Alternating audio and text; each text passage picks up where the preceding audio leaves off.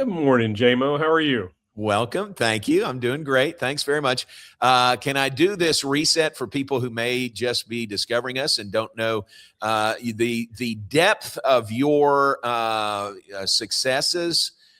Jerry works in the athletic department, and he's our director of sports journalism. He also teaches a class on sports writing on the campus. So there's where the professor comes in. He is a proud graduate of the University of North Texas, which he'll always refer to as North Texas State. Jerry is also very proud to be the reigning Connect 4 champion when we have our athletic department get together in the summer. And are you still the reigning champion, or did somebody knock you off? I don't remember us having one prior to have one this year, did we? Yeah, we did not have one. So I am the defending reigning champion of Connect 4. That's exactly right. Yes. So you can see Jerry Hill, a Renaissance man, joins us, and so much of his success, and his office right across the hall from mine. So we spend a lot of time together, and glad we can do it on the air here. Thanks for being on with us. Thanks, JMO. You bet. All right, let's start with most recent, maybe men's basketball from last night. Interested in your thoughts. Baylor, a tough loss, did some good things. Tunde Yesufu was unbelievable, but still fell by 5 to BYU.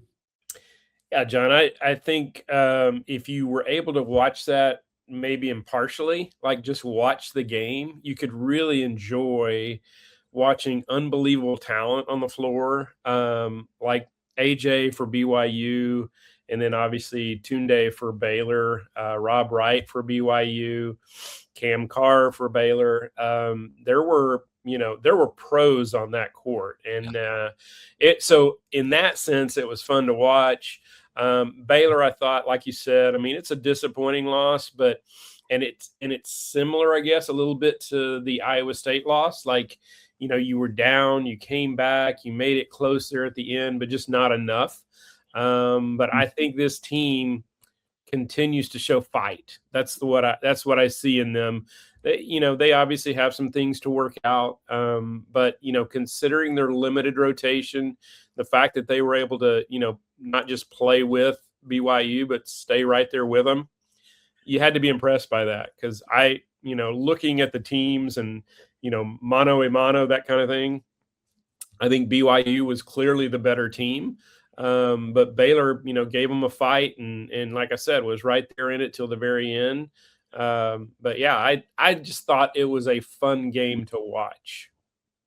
It really was. It was another great showcase for the Big 12. I mean, two teams in the Big 12 duking it out, and some unbelievable performances. How about Tunde? 37 points, not a freshman record, but the most ever by a Baylor player against a ranked opponent. How about that?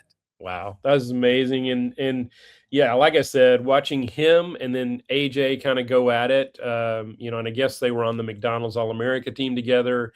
They've had some other time, I guess maybe at Nike Hoop, that they went against each other.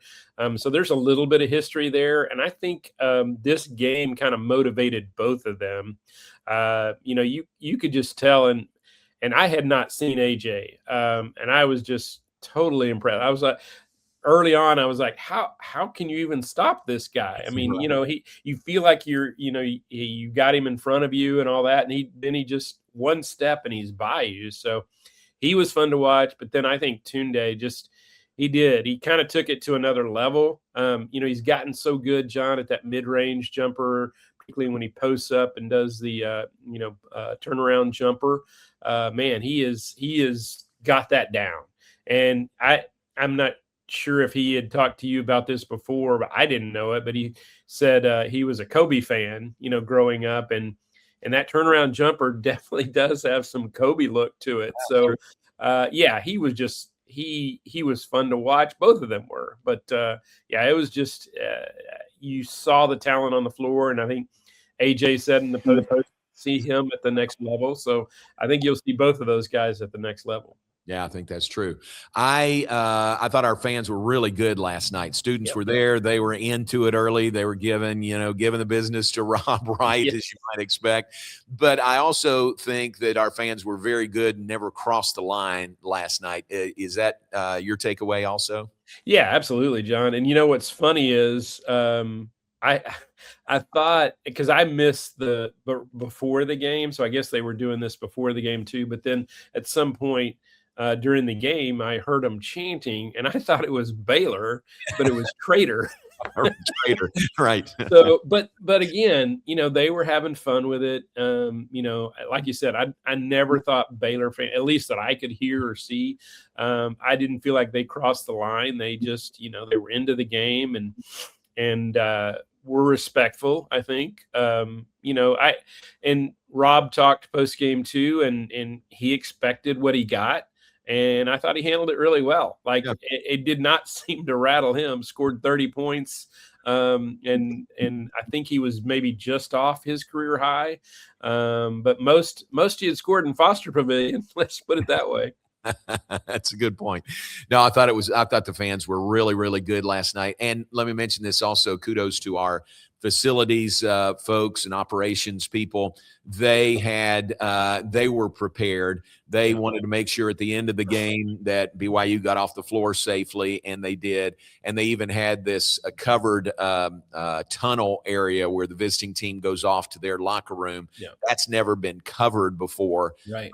They had that there and ready last night. So our folks behind the scenes did a really good job just being prepared. Yeah, and John, I agree, totally agree. And I heard y'all talking about the post-game handshake, and I did see Scott loop back around, and I think you were dead on. I think he just kind of missed him on that first time. Wasn't like it wasn't intentional at all. Right. But the fact that he did come back and shake his hand, and I noticed Rob hugging several of the guys and stuff. He doesn't know other than maybe Cam, he doesn't know any of them. So. I thought that was cool. And one thing I want to say about BYU fans too, they came out. Like I don't know that I've seen that. I mean, particularly an out-of-state team, and I know as Bryce Cherry said, there's Mormons everywhere, but they were out in force and they were chanting. And like I said, I was finishing up something pregame in like the early part of the game. And I couldn't tell sitting down there in the media room, who was scoring when they were scoring early. Because the crowd, I mean, they were that loud when BYU did anything, but particularly they were late in the game. I just was struck by how many fans were there and how loud they were. Yeah, that's a good point. And Bryce is right. What we found out the last few years is these fans don't necessarily come from Provo to follow the team. They're just, probably Mormon and are in this area. So whenever BYU plays in this area or anywhere close, they come out. And we've seen it at McLean Stadium, and we saw it last night. Absolutely. And, and I'll say too about their fans. I remember, going up there for the first time for football. Fans were great. So yeah, I think there's a respect there, and it showed last night as well. Yeah, they give ice cream from their creamery to the visiting fans at their football stadium, but you don't get that everywhere, believe me. All right, so last night, tough loss for the men. They play Louisville, another top 25 opponent coming up on Saturday. The Baylor Women, a big game coming up tomorrow night. Boy, that is shaping up as a real game. Kudos to ESPN. They selected this preseason as a national ESPN broadcast, and it's lived up to it so far. Yeah, it's incredible, John. This is, I'd say this is one of the bigger games in Foster Pavilion in the short history of it. With both of those teams, right there at the top of the standings. I didn't even know until maybe Monday that TCU had lost on Sunday. So they're actually a game behind Baylor, but essentially this is for first place in conference, and Baylor could certainly, create some separation. If they win this one and put them in great position, I would say, to at least share the championship if they can win Thursday night. Yeah. And a lot of promotions associated with this. Yeah. Our marketing team is doing a great job. They're pulling out all the stops, aren't they, to get a great crowd there tomorrow night. Yeah, I mean, got a magician before the game. You Nice got, kid. promotions for the students, $5 tickets, concession discounts. So you can't, I don't think you can come up with an excuse not to be there Thursday night. And John, I don't know about you, but I kind of like 6 o'clock games. Oh, I know. That was kind of neat yesterday. To be able, I'm walking out, after media and everything, I'm leaving a little after 9 o'clock, and I'm like, well, this is cool. That's kind of I nice. still got a little part of the evening left. Right. I agree completely. And that game tomorrow night is 6 o'clock. Yes. Baylor Women versus TCU. All right. Let's touch on some other sports. Acrobatics and tumbling got their season underway. The win over St. Leo, and they go to Azusa Pacific this weekend. But sort of a predictable start to the season. We would say, Fee would not say, right? Well, and she looks at that first one and she sees all the mistakes. She sees the areas where they can improve, and they won by 21 over a team that's ranked like 11th in the country. So that just tells you how focused she is on their team, not really even on the opponent. Is just, hey, these are areas where we can get better. But I thought it was a great debut. Coming off the documentary that was just put out there. So, I mean, Fee does Fee things.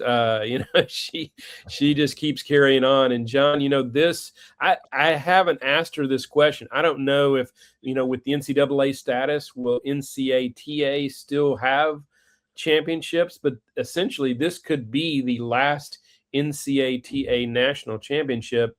And that means that Fee, if she wins this year, would have won every NCATA national championship. That's right. That's a great point. Yeah. No, you're right. I mean, they become NCAA Right. championships next year. Yeah. So they need to finish it off with That's with right. 11th straight for Baylor, and that'll be 15 straight for 15. Yeah. if they win it. Yeah. Softball got the season underway and 4-1 through the weekend. What'd you think about that? 4 wins and 3 of them walk-off wins. Yeah, that's incredible, John. What a great comeback too, because they got blitzed in that first one against Mississippi State. Run ruled at home, but then they just came back and 3 gutsy wins, and then beat Northwestern State in that last game of the Getterman Classic, and then came back last night and beat South Dakota State 10-2. So 5-1 start. That's a great start for them. And then they go to San Diego this weekend for a tournament there. So, kudos to that team, because it's a very young team. That's what scared me is, we had done media that week before, and Glenn talked about how young they are, and they're very young.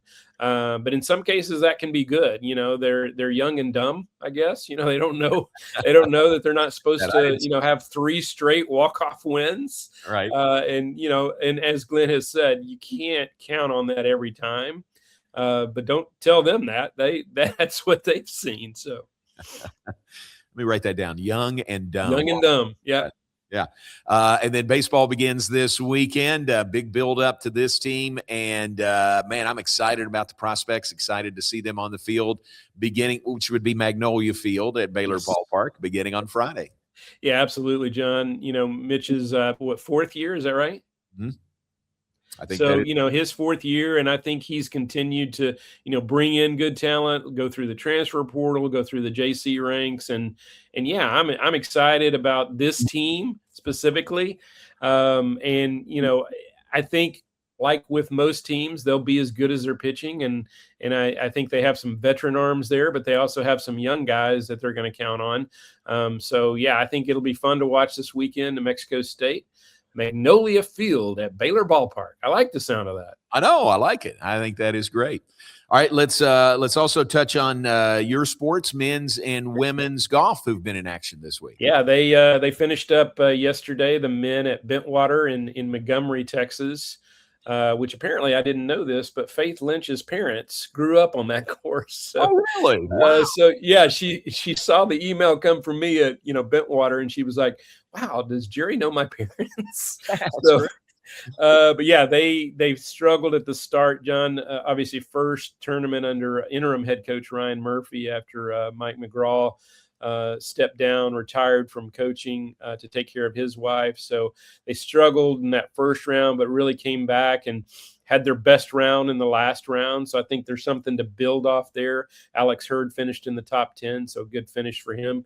And Tyler Sanford in his first collegiate tournament. He had been here since, August or whatever, and he had not played in a tournament, not even as an individual. And he goes out there and he shoots 70 in the second round under par. Oh. And winds up, I think he tied for 27th overall, but, great start for him. He wasn't in the lineup. He was playing as an individual, but, great start for him. And then the women, they went to a tournament in Arizona and did great. Stanford was there, and I can tell you Stanford is loaded. I looked at John, and they have 5 players that are ranked in the top 25. And one of them wasn't even in the lineup, but won the tournament. She ranked like 6, so I don't know how she wasn't in the lineup. But she won the tournament as an individual. Baylor finished second and had a top 10 finish, from Celia Oma. So great start for them, too. That was their 7th consecutive top 5 finish. Wow. All right, and let's mention before we go, men's tennis, big win over Texas A&M, and now hosting the ITA Indoor Nationals beginning on Friday. Yeah, that's right, John. And they're getting UCF conference foe in the first round, 3:30 p.m. Friday. And yeah, that was a huge win against A&M, and what an incredible match. They lost the doubles point, but they came back and won all 6 first sets in singles, and then finished it out when I think they won 2 or 3 of the matches in 3 sets. But man, great win for them. Good, build up to go into this tournament. First couple of rounds, it's split between Baylor and SMU, but we play the first couple of rounds here, and then the semifinals and finals will be up at SMU. So Baylor with a chance to really make some noise here. I believe they're seeded 5th, and they're playing 4th-seeded UCF. So it should be a fun tournament. Great weekend, John. I just wish there was something else going on this weekend. Yeah, exactly. Here we are at this point in the spring, right? When you got 10 things going on. Yeah. Hey, man, I appreciate your time. Thank you very much. Thank you, John. Appreciate it. All right, we'll see you.